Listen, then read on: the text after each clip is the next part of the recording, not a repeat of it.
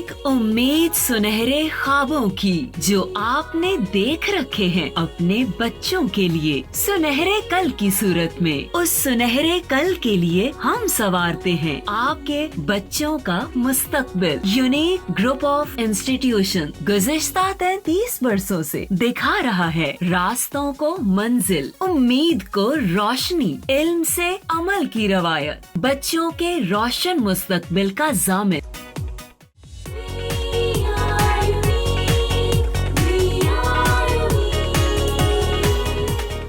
अस्सलाम वालेकुम, मेरा नाम मोहम्मद ताहिर और मैं 9th क्लास के मैथमेटिक्स के लेक्चर नंबर 58 के साथ आपके साथ मौजूद हूँ।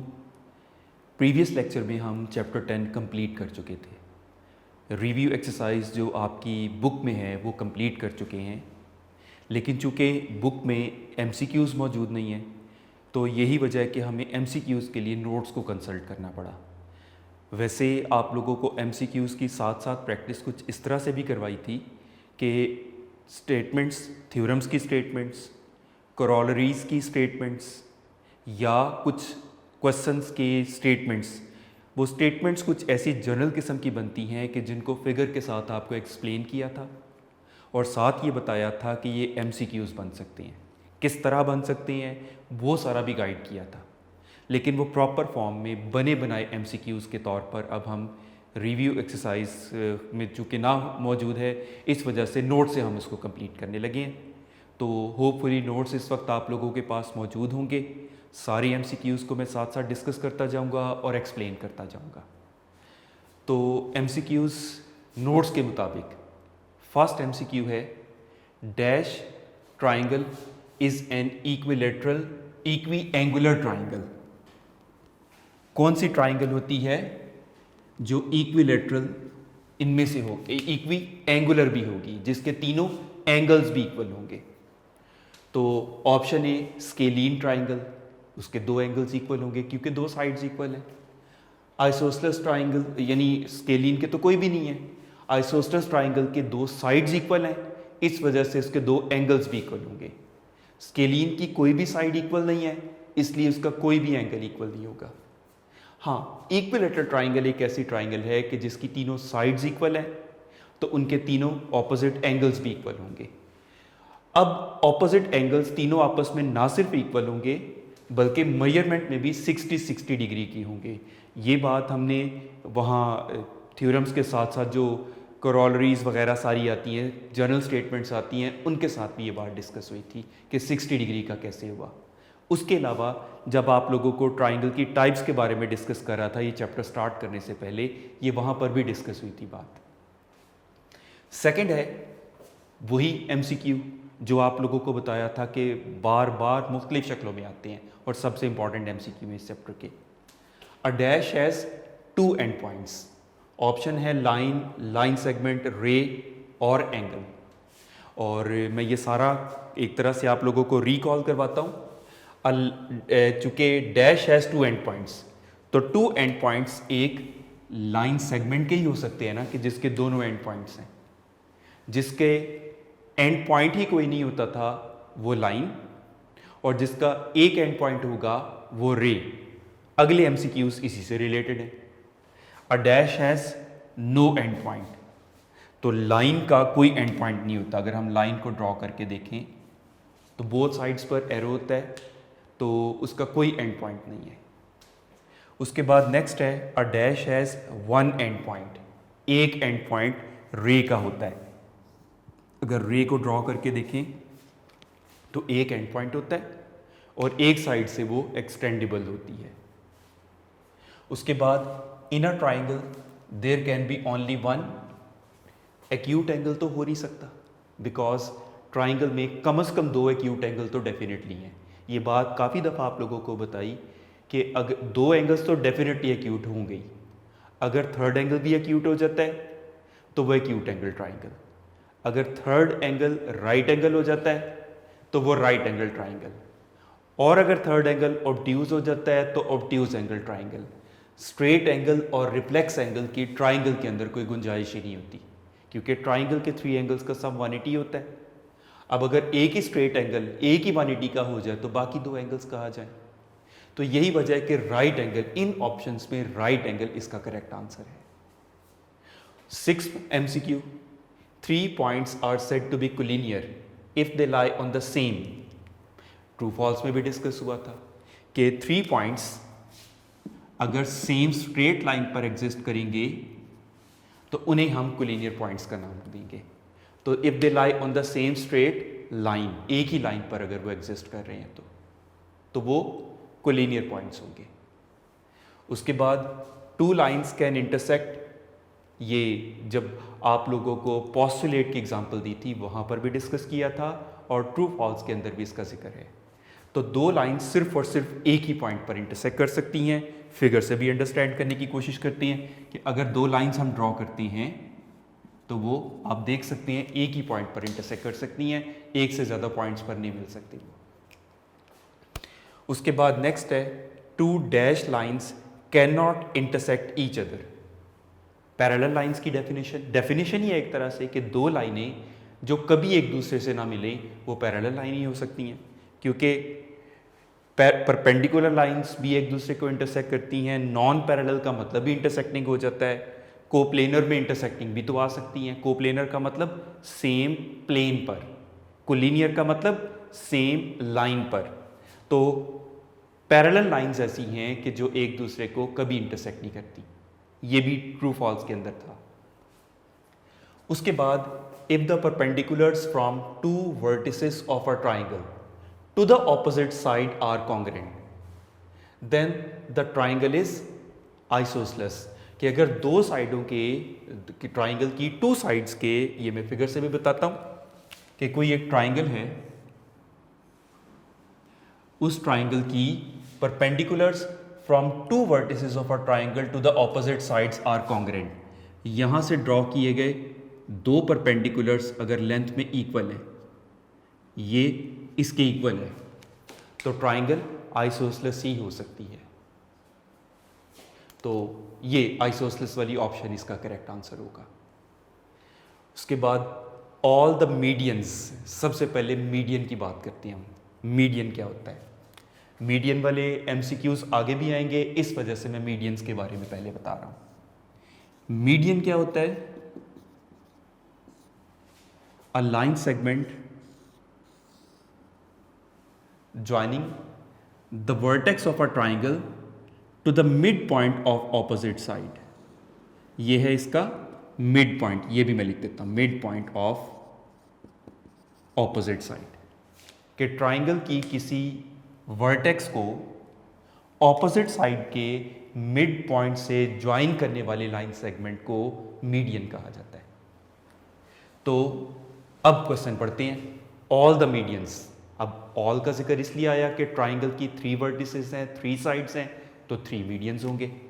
ये इसका दूसरा मीडियन, मिड पॉइंट को सामने वाली वर्टेक्स से ज्वाइन करने वाला लाइन सेगमेंट, और ये इसका तीसरा मीडियन, मिड पॉइंट को, ट्राइंगल की एक साइड के मिड पॉइंट को ऑपोजिट वर्टेक्स से ज्वाइन करने वाला line segment. All the medians of dash triangle are equal in measurement. तो वो इक्विलेटरल ट्राइंगल के हो सकते हैं, क्योंकि उसके तीनों साइड जब लेंथ में इक्वल है तो उनके मिड पॉइंट्स भी सेम डिस्टेंस पर होंगे। तो यही वजह है कि उसके मीडियंस इक्वल आ जाते हैं। वैसे ये MCQ के तौर पर आपके ज्योमेट्री के चैप्टर में भी शामिल है यही बात। उसके बाद 11th है, if the bisectors of angles of a triangle bisect the side opposite to them then the triangle is equilateral. यानी कोई से bisectors of angles of triangle, triangle के एंगल्स के बाइसेक्टर अगर ऑपोजिट साइड को भी बाइसेक्ट कर रहे हो तो वो एक इक्विलेटरल ट्राइंगल में ही हो सकता है। यानी किसी ट्राइंगल की एंगल्स के बाइसेक्टर, इसको हाफ करने वाला, इस एंगल को हाफ करने वाला और इस एंगल को हाफ करने वाला, अगर अपनी ऑपोजिट साइड्स को भी बाइसेक्ट कर रहा है, 2 इक्वल पार्ट्स में डिवाइड कर रहा है, तो ऐसा सिर्फ इक्विलेटरल ट्राइंगल में होगा, राइट। नेक्स्ट MCQ है, if one angle of a right angle triangle is of dash then hypotenuse is twice as long as the side opposite to this angle. ये हमने एग्जाम्पल के तौर पर स्टेटमेंट मार्क की थी, फिगर बना के हमने देखा था कि अगर किसी राइट एंगल ट्राइंगल में एक एंगल 30 डिग्री का हो तो इस पर्टिकुलर राइट एंगल ट्राइंगल में 30 डिग्री के ऑपोजिट साइड हाइपोटेन्यूज का हाफ होती है, या इन अदर वर्ड्स हाइपोटेन्यूज उस साइड का डबल यानी ट्वाइस होती है। तो ये पर्टिकुलरली एक ख़ास किस्म की राइट एंगल ट्राइंगल के लिए है कि जिसका एक एक्यूट एंगल 30 डिग्री का हो। नेक्स्ट 13 MCQ है symbol for congruent. Congruent, similar, correspondence, ये सारे सिंबल से हम अच्छी तरह वाकिफ हैं, तो ये कॉन्ग्रेंट का सिंबल हुआ। उसके बाद 14th MCQ है सिंबल फॉर कोरेस्पॉन्डेंस। ट्राइंगल्स में पहले कोरेस्पॉन्डेंस लेते थे तो हम कॉन्ग्रेंट कहते थे, तो ये सिंबल ट्राइंगल्स की कोरेस्पॉन्डेंस शो करने का है। उसके बाद हाउ मेनी एंड पॉइंट्स अ रे हैज़। रे का एक ही एंड पॉइंट होता है, लेकिन इस जैसे और भी बन सकती हैं। How many and points a line segment has. How many and points a line has, तो इसके मुताबिक भी ऑप्शंस बन सकती थी इसकी। उसके बाद symbolically two congruent triangles ABC and PQR are written as. तो कॉन्ग्रेंट ट्राइंगल्स का यही सिंबल होगा ना, triangle ABC congruent triangle PQR। ये इक्वल का है, ये सिमिलर का है, ये नॉट इक्वल का है, तो करेक्ट आंसर ये हुआ। उसके बाद which of the following is a postulate. You know, ये थ्योरम के तौर पर प्रूव किया था, ये थ्योरम था, ये थ्योरम था। यहाँ पर आपने एंगल साइड एंगल के तौर पर किया था, लेकिन डजेंट मैटर, उससे रिलेटेड करोलरी थी ये। लेकिन जो पोस्टुलेट है ना, वो ओनली साइड एंगल साइड है, SAS, जिसमें इंक्लूडेड एंगल का होना ज़रूरी होता था। उसके बाद if the sum of measures of two angles is 180 degree then the angles are supplementary. ये सप्लीमेंट्री एंगल्स की डेफिनेशन है, जूनियर क्लासेस में पढ़ी हुई है आप लोगों ने। उसके बाद if the sum of measures of two angles is 90 degree, तो ऐसे एंगल्स को हम कॉम्प्लीमेंट्री एंगल्स कहते थे, और ये डेफिनेशन आप लोगों ने ये वाली भी जूनियर क्लासेस में पढ़ी हुई है। उसके बाद hypotenuse is a side opposite to dash in a right angle triangle. Right angle के ऑपोजिट, 90 डिग्री के एंगल के ऑपोजिट साइड को हाइपोटेन्यूज कहा जाता है। उसके बाद in equilateral triangle each angle is of 60 degree. अभी हमने थोड़ी देर पहले एक MCQ पढ़ा था कि इक्विलैटरल ट्राइंगल इक्वी एंगुलर भी होती है, और उसके तीनों एंगल्स इक्वल हैं और तीनों का सम भी 180। ऐसा एक ही सूरत में हो सकता है कि जब हर एंगल 60, 60 और 60 डिग्री का हो, बिकॉज 60 + 60 + 60 टोटल सम ट्राइंगल के तीनों एंगल्स का 180 डिग्री इस तरह से आता है। उसके बाद corresponding sides of congruent triangles are equal की इसमें ऑप्शन है, इसमें बेस्ट ऑप्शन इक्वल की है, अदरवाइज कॉन्ग्रेंट की ऑप्शन हो जाती तो आप वो करेक्ट करते। लेकिन अगर फर्ज किया इक्वल या कॉन्ग्रेंट दोनों ऑप्शंस मौजूद हैं, तो डेफिनेटली आपको फिर ऑप्शन C को देखना चाहिए। हो सकता है वो बहुत A एंड B लिखा हो। अव्वल तो ऐसा कंफ्यूजिंग किस्म का नहीं दिया जाता, लेकिन मैं फिर भी वो सिचुएशन तक डिस्कस कर रहा हूँ कि इन केस अगर वो सिचुएशन भी आप फेस करें। नेक्स्ट MCQ है 23 और 24। एक्सरसाइज के क्वेश्चन जो हमने डिस्कस किया था फिगर बना के, उन दोनों को ना 2 MCQs बना के रख दिया गया है। एहतियातन करने वाले MCQs हैं, बहुत कॉमन आने वाले नहीं हैं, लेकिन आपको ये स्टेटमेंट्स पता होनी चाहिए। Median bisecting the base of an isosceles triangle. किसी आइसोसेलेस ट्राइंगल की जिसकी 2 साइड्स इक्वल हैं, आइसोसेलेस ट्राइंगल की जो मीडियन है, कौन सा median? Bisecting the base of an isosceles triangle. ये बेस को बाइसेक्ट करने वाला जो मीडियन है वो क्या होगा? Bisects the vertex angle. ये इसको वर्टेक्स एंगल कहते हैं, इस एंगल को, तो इस एंगल को बाइसेक्ट करता है। और मजीद हिस्सा था इसी स्टेटमेंट का जो आपने क्वेश्चन के तौर पर पढ़ी थी, and is perpendicular to the base. वो बेस के परपेंडिकुलर भी होता है। तो नेक्स्ट एमसीक्यू इसी से रिलेटेड कि the median bisecting the base of an isosceles triangle is perpendicular to the base. तो ये दो एमसीक्यूज बना दिए गए एक ही स्टेटमेंट से, इसलिए कि इंफॉर्मेशन इसमें दो थी। नेक्स्ट 25th है corresponding angles of congruent triangles are, congruent की ऑप्शन इसमें आ गई।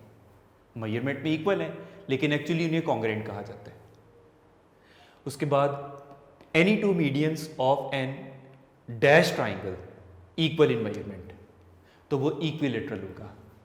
अब ये एमसीक्यू थोड़ा कंफ्यूजिंग लगता है कि टू मीडियंस अगर किसी ट्राइंगल के इक्वल हैं तो बज़ाहिर तो लगता है कि वो आइसोसेलेस होगी, क्योंकि आइसोसेलेस ट्राइंगल की दो साइड्स इक्वल है तो उनके मीडियंस भी इक्वल होंगे। लेकिन उसमें टू मीडियंस नहीं कहा गया, एनी टू का, एनी का वर्ड उसको ये जस्टिफाई कर रहा है कि इक्विलेटरल ट्राइंगल जिसकी तीनों ही साइड्स इक्वल हैं तो उसके कोई से भी दो मीडियंस आपस में इक्वल होंगे। इसके कोई से भी मीडियंस अगर आप ले लें, एनी टू मीडियंस, तो वो आपस में इक्वल होंगे, तो वो पॉसिबिलिटी इक्विलेटरल भी हो सकती है।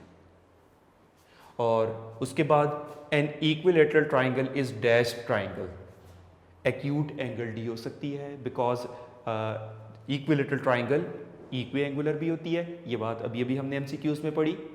और उन इक्वी एंगुलर में ईच एंगल मेजर 60 डिग्री का होता है और वो एक्यूट एंगल होता है 60 डिग्री का। तो इस तरह से आपके इस चैप्टर के एमसीक्यूज भी कंप्लीट हुए, राइट। नेक्स्ट हमारा चैप्टर 11 स्टार्ट होता है।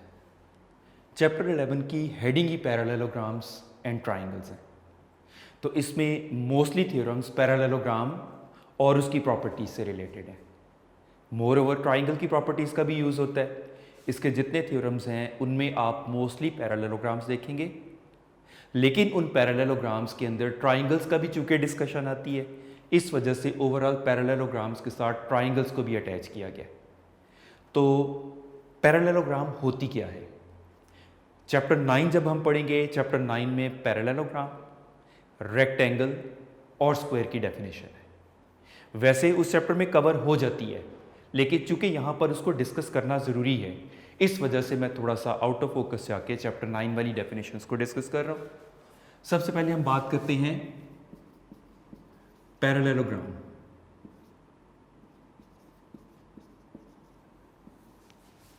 फर्स्ट ऑफ ऑल आपको उसकी बेसिक कॉन्सेप्ट पता होना चाहिए कि बेसिकली क्या है।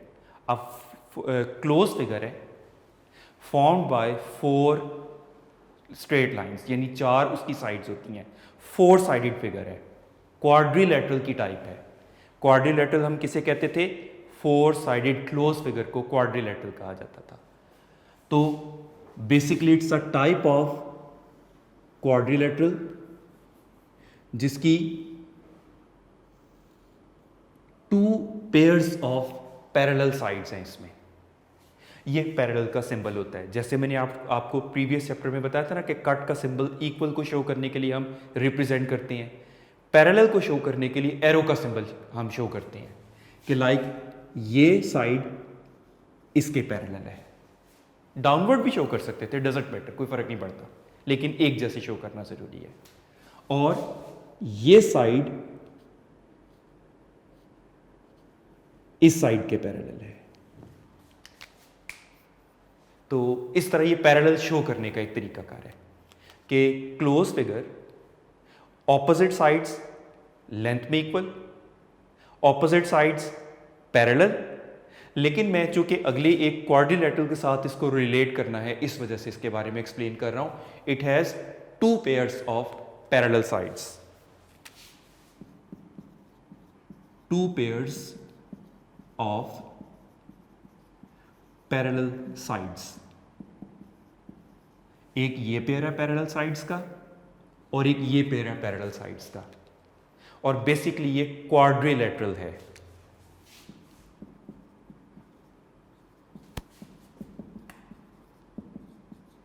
यानी 4 साइडेड क्लोज फिगर है।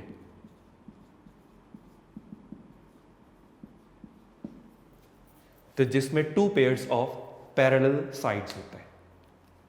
उसके अलावा वैसे ये डेफिनेशन इस चैप्टर में कहीं पर नहीं है, लेकिन अगर हम इस चैप्टर का इंट्रोडक्शन देखें तो इंट्रोडक्शन में इसमें स्टेटमेंट लिखी हुई है, before proceeding to prove the theorems of this unit students are advise to recall the definitions of polygons like, अब वो पर्टिकुलर कौन सी हैं, parallelograms, rectangles, squares, rhombus and trapezium. Interesting बात, ट्रेपीजियम की डेफिनेशन पूरी बुक में एक भी जगह पर नहीं है, लेकिन बोर्ड में 2016 में ये डेफिनेशन आई हुई है। इसी तरह रोम्बस की डेफिनेशन भी एक दफ़ा आ चुकी है। अब ये दो डेफिनेशंस ऐसी हैं कि जो इस चैप्टर में छोड़ के पूरी बुक में ही कहीं पर नहीं है, लेकिन इंट्रोडक्शन में इनका नाम आ गया है, इस वजह से ये डेफिनेशन के तौर पर आ सकती हैं, नोट्स में मौजूद हैं ये डेफिनेशंस। फिर भी मैं एक्सप्लेन कर रहा हूँ। जो रेक्टेंगल्स और स्क्वायर्स और पैरेललोग्राम्स, ये तीन डेफिनेशंस आपको चैप्टर 9 में मिल जाती हैं। 5 पॉलीगॉन्स का जिक्र किया गया है, पैरेललोग्राम्स, रेक्टेंगल्स, स्क्वायर्स, रोम्बस और ट्रेपीजियम। 3 तो चैप्टर 9 में मिल जाती हैं आपको, 2 डेफिनेशन चैप्टर 11 में फिर आपको नोट्स के अंदर से मिलेंगी, तो इसीलिए मैं उसके मुताबिक आपको डिस्कस करते हुए बता रहा हूँ।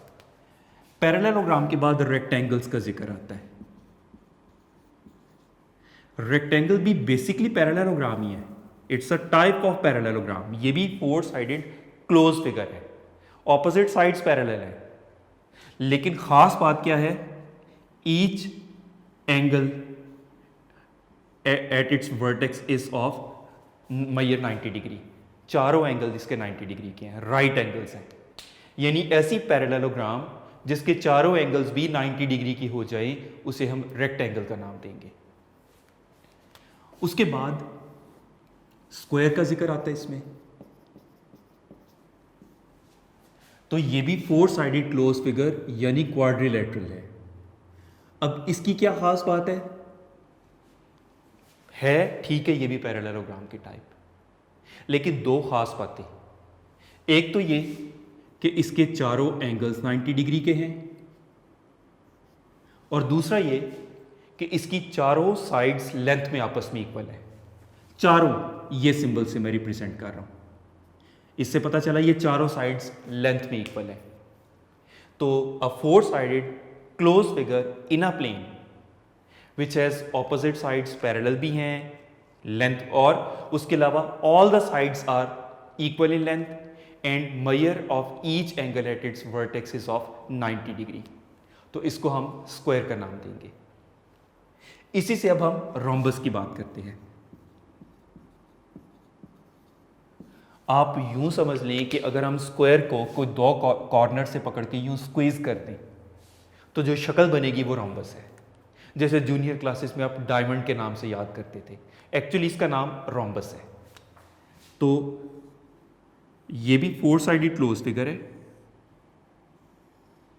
जिसकी चारों साइड्स लेंथ में इक्वल है, like square, but none of the angle at its vertex is right angle. कोई भी एंगल 90 डिग्री का नहीं है। तो यूं समझ लें कि अगर आप स्क्वायर को स्क्वीज कर दें तो यही शेप बनेगी ना, और जूनियर क्लासेस में डायमंड के नाम से आप इस शेप को जानते थे। तो मैं समरी की शक्ल में इसको बता रहा हूँ, closed figure in a plane whose all the sides are equal in length but none of the angle is of measure 90 degree. कोई भी एंगल 90 डिग्री का नहीं है। और लास्ट इसमें जो डिस्कस करने वाली क्वाड्रिलेटरल है वो है ट्रेपीजियम।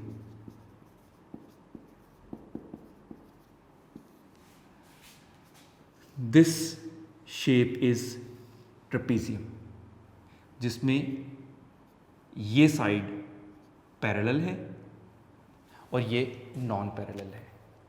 तो अनलाइक पैरेललोग्राम, पैरेललोग्राम में क्या था, it has 2 pairs of parallel sides, whereas it has, पहली बात वही स्टार्ट इसका वही, a closed figure in a plane found by 4 non collinear point, वो उसकी लाइंस के साथ बनेगा। इट हैज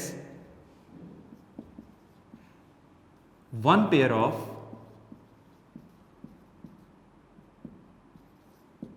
पैरेलल साइड्स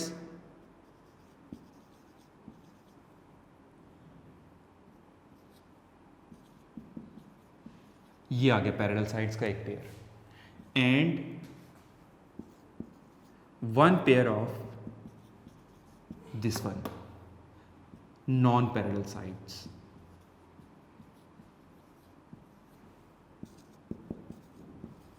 तो इसको हम ट्रेपीजियम का नाम देते हैं, राइट। तो इस तरह से ये इस चैप्टर की पॉसिबल डेफिनेशंस है।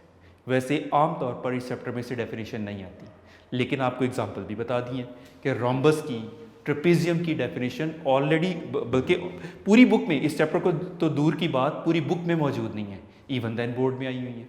तो इस वजह से हमें कॉन्शियस होना पड़ा, और नोट्स में भी ये मौजूद है इसी वजह से, राइट। अब इस चैप्टर के थ्योरम्स को मैं शॉर्ट क्वेश्चन और एमसीक्यूज के पॉइंट ऑफ व्यू से पहले करवा रहा हूँ, बिकॉज इसकी स्टेटमेंट्स एमसीक्यूज़ के लिए तो स्पेशली एमसीक्यूज़ के लिए बेहद इंपॉर्टेंट है।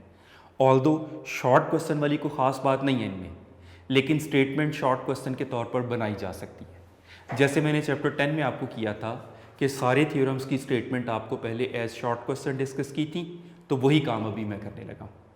और शॉर्ट क्वेश्चंस के तौर पर डिस्कस करने के बाद फिर आपको मैं इसकी स्टेटमेंट्स को, यानी इन थ्योरम्स को एज थ्योरम आपको प्रूव करवाऊँगा। तो थ्योरम 1 है इसका 11.1 कह लिया। थ्योरम 1 है in a parallelogram,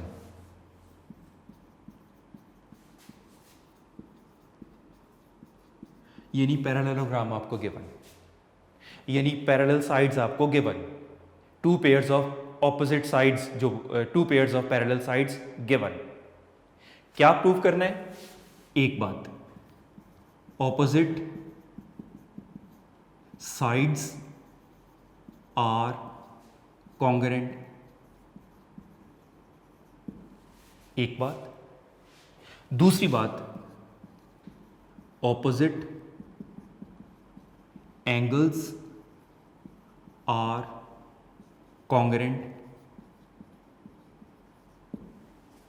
opposite angles भी कॉन्ग्रुएंट होते हैं। और तीसरी बात इससे related, diagonals bisect each other. अब पैरेललोग्राम एक मैं शो कर रहा हूं इसमें ABCD, तो इसके मुताबिक ऑपोजिट साइड्स कॉन्ग्रुएंट है, यानी ये साइड इसके कॉन्ग्रुएंट है, पैरेलल तो वो ऑलरेडी थी, और ये साइड इसके कॉन्ग्रुएंट है, पैरेलल ऑलरेडी थी। तो ये होगी पहली स्टेटमेंट। दूसरी स्टेटमेंट, ऑपोजिट एंगल्स कॉन्ग्रुएंट हैं, एंगल A एंगल C के कॉन्ग्रुएंट होगा, और एंगल B एंगल D के कॉन्ग्रुएंट होगा। ये प्रॉपर्टीज, ये तीन प्रॉपर्टीज ने इसके आने वाले हर शॉर्ट क्वेश्चन में बार बार जिक्र होना है। यही प्रॉपर्टीज हैं एज रेफरेंस, बार बार आएंगी। और तीसरा है द डायगोनल्स। डायगोनल क्या होता था? The line segment joining the opposite vertices of a quadrilateral. Parallelogram generally, तो खैर किसी भी क्वाड्रिलेटरल की बात कर रहे हैं, तो जनरली किसी भी क्वाड्रिलेटरल की ऑपोजिट वर्टिसेस को ज्वाइन करने वाले लाइन सेगमेंट को डायगोनल कहा जाता है। तो टू डायगोनल्स, एक ये हो गया और एक ये हो गया। तो डायगोनल्स एक दूसरे को बाइसेक्ट कर रहे हैं, इक्वल पार्ट्स में डिवाइड कर रहे हैं, यानी ये इसके इक्वल होगा और ये इसके इक्वल होगा। तो तीन बातें इसमें प्रूफ एट वंस हो जाता है। प्रूफ होना कोई मुश्किल नहीं है, वो हम प्रूफ के साथ भी देखेंगे। लेकिन बेटा शॉर्ट क्वेश्चन के लिए, रेफरेंस के लिए बार बार इन स्टेटमेंट्स ने आने हैं, और बहुत आसान है कि in a parallelogram, number 1 opposite sides are congruent, number 2 opposite angles are congruent, number 3 the diagonals bisect each other, right. उसके बाद इसी थ्योरम के साथ, इससे रेलिवेंट एक्सरसाइज वगैरह हम उसके साथ कंप्लीट करेंगे जब हम थ्योरम्स वगैरह कर रहे होंगे। फिलहाल इन तमाम थ्योरम्स की सिर्फ स्टेटमेंट्स इस वक्त आपको मैं डिस्कस कर रहा हूं। थ्योरम 2 है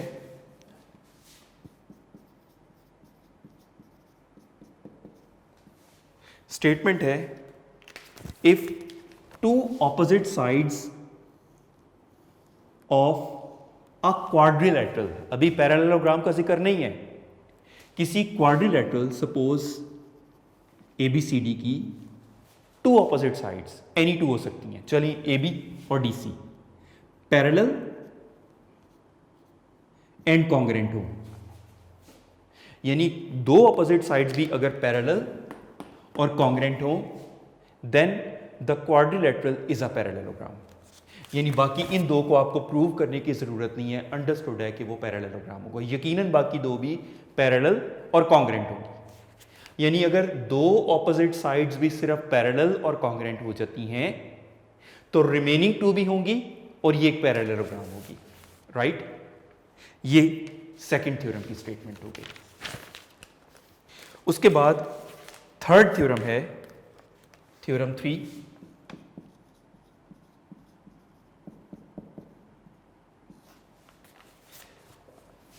the line segment, suppose triangle ABC।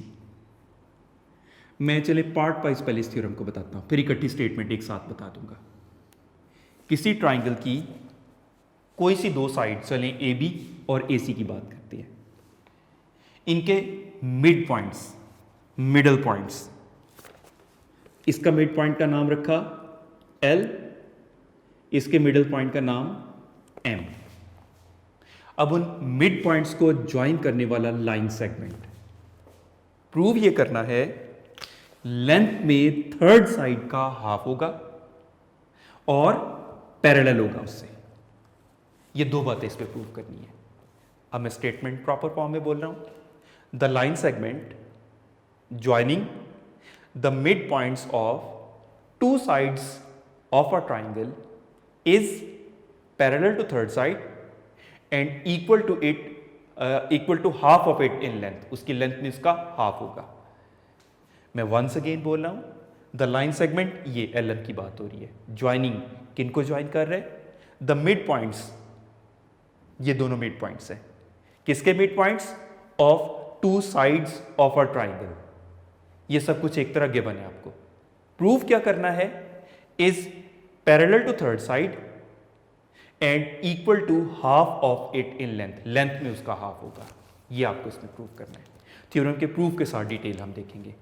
Once again मैं बेटे आप लोगों को रिमाइंड करवा रहा हूं, इस वक्त मैं सिर्फ स्टेटमेंट्स डिस्कस कर रहा हूं शॉर्ट क्वेश्चन MCQ के पॉइंट ऑफ व्यू से। उसके बाद 4 है 11.4 थ्योरम, और उसकी स्टेटमेंट है द मीडियंस।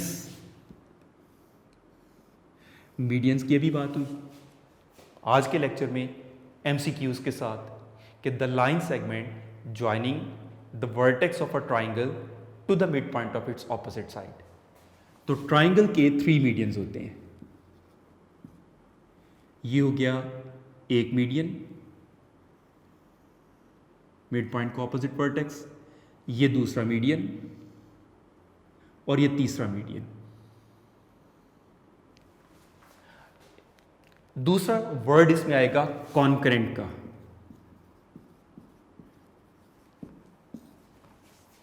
अगर टू लाइंस एक पॉइंट से पास करें तो ऐसी लाइंस को क्या कहते थे? जस्ट अपने माइंड में रिकॉल करें। दो लाइनें अगर एक पॉइंट पर मिलती थी तो ऐसी लाइंस को कहा जाता था इंटरसेक्टिंग लाइंस। लेकिन अगर दो से ज्यादा लाइंस एक पॉइंट से पास करें, मिनिमम 3, ज्यादा भी हो सकती हैं, तो ऐसी लाइंस को कॉन्करेंट नहीं, कॉन्करेंट लाइंस कहा जाता है। और पॉइंट को, इस पॉइंट को पॉइंट ऑफ कॉन्करेंसी कहा जाता है।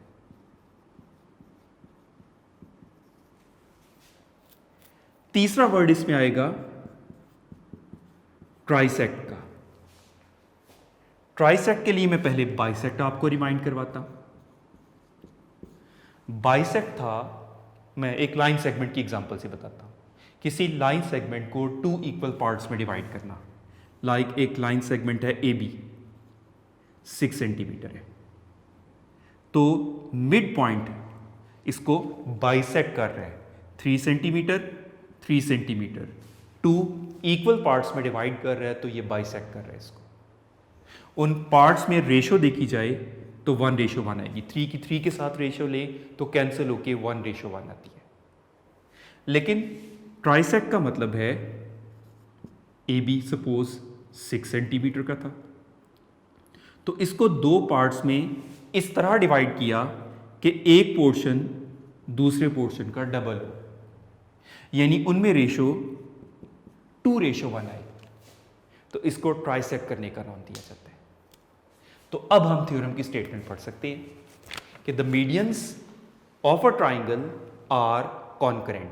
पहली बात मीडियन, दूसरा कॉन्करेंट, तीसरा ट्राइसेक्ट। ये 3 वर्ड मैं एक्सप्लेन कर चुका हूं, हम डायरेक्टली इस पर आ सकते हैं कि किसी ट्राइंगल के तीनों मीडियंस एक पॉइंट पर मिलते हैं, कॉन्करेंट होते हैं। मजीद ये कि पॉइंट ऑफ कॉन्करेंसी, ये उनका हर मीडियन का पॉइंट ऑफ ट्राइसेक्शन है। हर मीडियन 2:1 में डिवाइड हो रहा है, राइट।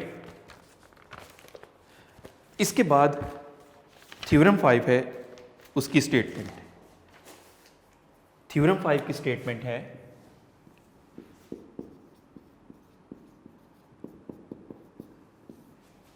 इफ 3 और मोर भी हो सकती हैं, फिलहाल हम 3 का जिक्र करते हैं। 3 और मोर, ये लाइन L, M या ABCD वगैरह कर लेते हैं। AB, CD and EF। If 3 or more parallel lines make equal segment on one transversal। अब ये ट्रांसवर्सल क्या होता है? ऐसी स्ट्रेट लाइन जो मोर देन 1 लाइन्स को क्रॉस कर रही हो, कट करके पास करे, जो एक से ज्यादा लाइनों को, उसको ट्रांसवर्सल कहते हैं। तो इफ 3 और मोर पैरेलल लाइंस पैरेलल होनी चाहिए, मेक इक्वल सेगमेंट, ये suppose P Q R, P Q segment Q R segment के इक्वल आ रहा है, अगर आ रहा है, then it makes equal segments on any other transversal. यानी 3 या 3 से ज्यादा लाइनें, पैरेलल लाइनें, अगर एक ट्रांसवर्सल पर इक्वल सेगमेंट्स बना रहे हैं तो वो किसी और ट्रांसवर्सल पर भी इक्वल सेगमेंट्स ही बनाएंगे, right. This is what we call fifth theorem की स्टेटमेंट बनती है। तो इस तरह हमारी 5 थ्योरम्स की स्टेटमेंट्स कंप्लीट हुई, राइट। इस तरह आप लोगों के ये थ्योरम्स की स्टेटमेंट्स, डेफिनेशन, यूं समझ लें थ्योरेटिकल पोर्शन कंप्लीट हुआ। अब नेक्स्ट हम इसके थ्योरम्स का प्रूफ, उनसे रिलेटेड एक्सरसाइज के क्वेश्चन जो भी हमें उनसे कंसर्न रिलेटेड फिगर्स बना के अंडरस्टैंड करने हैं। उसके अलावा 11.1 एक्सरसाइज के 2 क्वेश्चन है, शॉर्ट क्वेश्चन के तौर पर अक्सर पेपर में आए रहते हैं।